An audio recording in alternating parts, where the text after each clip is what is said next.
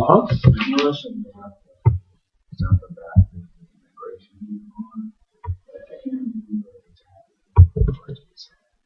Sure. Well, it was what I said particularly. So,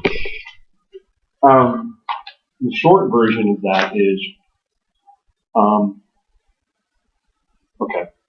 So political opportunity is just the metaphor is like something happens so that people who control the political process change, and change is possible. Very broad definition. Okay. So then you can look that up. What happened was the election last fall, right? Prior to the election, immigration reform was unlikely to pass the Congress. Why in particular? Anybody know? Remember?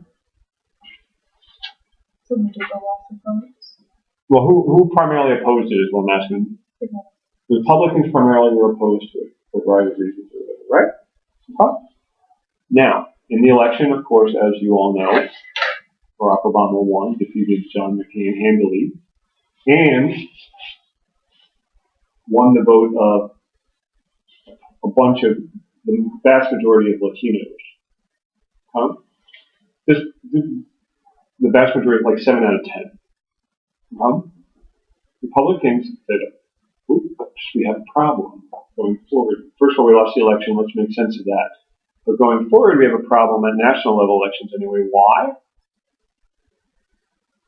Latinos are the fastest growing portion of this population. Does that make sense? Of this country's population.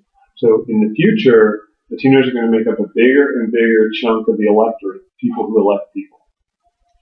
So the Republicans start thinking, we've probably lost these Latinos because of the immigration issue. Because in many other respects, we think we're pretty attractive to Latinos, right? Speaking in generalizations, they say, many Latinos are particularly sort of more conservative on values and stuff like that. Then they are particularly opposed to abortion, which of course is a Republican position. And this more culturally conservative too. So we think would be a natural, normally sell of a Republican brand, if you will, to Latinos, except for Latinos are not happy with immigration in Saudi Arabia, right? So they said, we've got to shift here, or else we're going to have problems in future presidential elections, because we're just not going to get elected. We can't lose huge majorities of Latinos and win in the future. Make sense?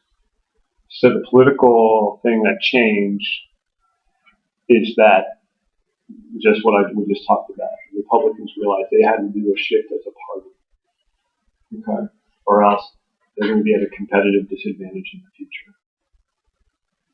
Now, as I told them, it's a civic education moment.